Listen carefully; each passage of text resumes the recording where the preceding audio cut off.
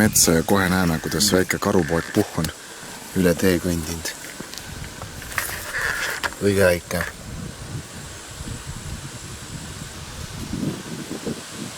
See on mingisugune, ma ei tea, selle aasta poeg või?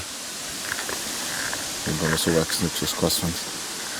Kuskil peab emajäljad ka olema siis.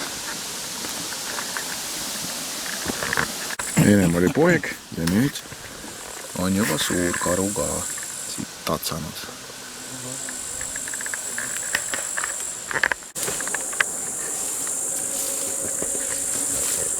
On paav, on parmud, on kärbsed, on takistused meie teel. Aga me ei kohku tagasi, vaid ehitame sillad, mis võimaldavad hüppeid, kui on dopingut võetud.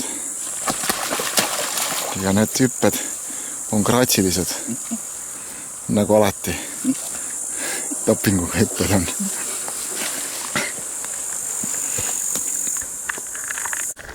Jõudsime põdra soolaku juurde. Siin tuleb natuke puu otsa rohida, siis ei ole putukaid ja ei ole nii palav. Neid on palju. See ei paista ehk välja, aga neid on päris palju.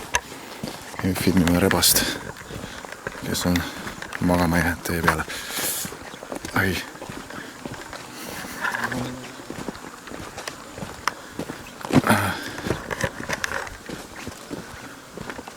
Priit, langeta oma ekspertarvamus, miks see loom ära ei jookse meie eest? Ma arvan, ta haiseb. Sellepärast ei jookse või? Jah. Ta on surnud. Äkki ta on surnud ja haiseb? Hais on jõhve. Ma tunnen küll, jah. On. Võib palju parem.